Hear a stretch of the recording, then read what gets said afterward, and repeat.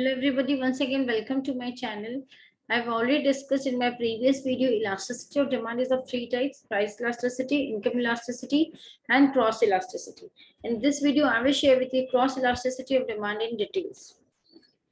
We know various goods are related to each other so that the quantity demanded of one commodity is influenced by change in not only its own price but also by a change in prices of the related commodities. We have studied substitute goods, complementary goods. So cross elasticity of demand is used to express such a situation. So what it is? The degree of responsiveness of quantity demanded of one commodity to a change in the price of another commodity is called cross elasticity of demand. When there is a change in price of one commodity, the degree of responsiveness of quantity demanded of other commodity is known as cross elasticity of demand. So it is expressed as EXY because we are considering two goods. Suppose X and Y. So percentage change in quantity demanded of commodity X divided by the percentage change in price of commodity Y. So we are considering two goods here. So when there is a change in price of commodity Y, what is the effect of change in demand of good X? So what is the formula? The percentage change in quantity demanded of good X can be written as change in Q, that is change in demand divided by the initial quantity divided by change in price, which is expressed as delta. So D delta PY divided by PY. So we can write this as delta QX divided by delta PY. Delta PY is in the denominator. This PY will go in the numerator multiplied with PY divided by QX. So this is the formula of cross elasticity of demand. Now we come to types of cross elasticity of demand. The first is positive cross elasticity, where elasticity is greater than 0. Now, what is cross elasticity of demand when it is positive? So an increase in the price of one commodity leads to an increase in the demand for other commodity. Suppose a rise in price of Y leads to rise in demand for X. So this is positively related. That is, there's a rise in price of Y and there's a rise in demand for X. So the elasticity is positive, and goods with positive cross elasticities are called substitute goods. Suppose we consider tea and coffee. The cross elasticity is positive in case of tea and coffee. Why? Because an increase in the price of one good increases the demand for others. For example, if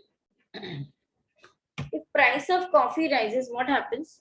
If price of coffee rises, demand for coffee falls, because when there's an increase in price, we know the demand will definitely fall.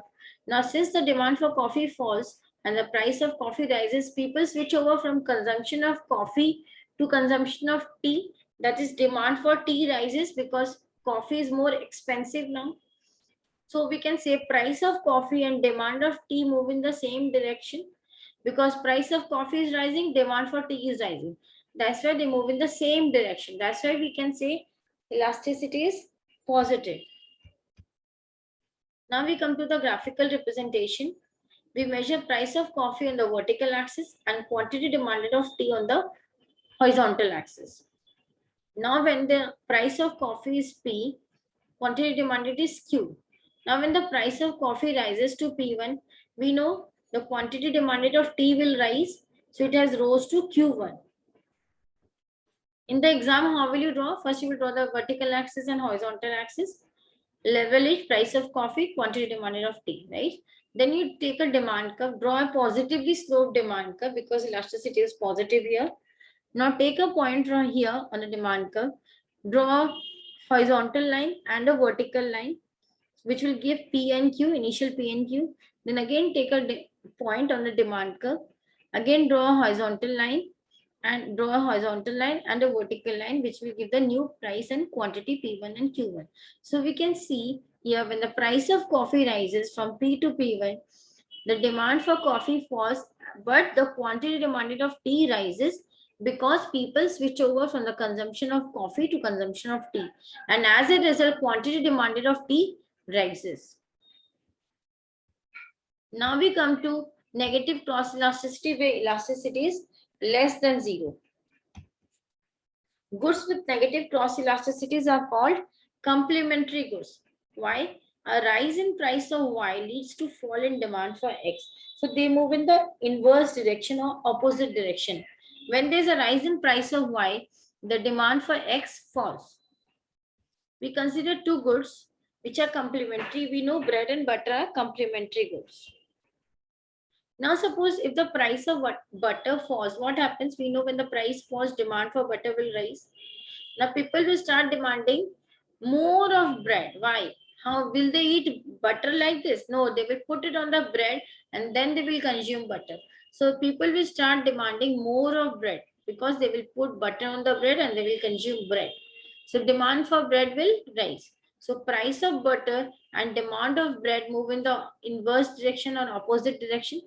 Price of butter falls, but demand for bread rises.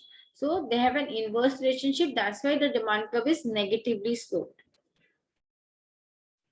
Now, here we measure price on the vertical axis and quantity demanded on the horizontal axis. Initially, the price is P and the quantity demanded is Q. Now, when the price falls to P1, the quantity demanded will increase. As we have seen, price of butter falls and quantity demanded of bread increases.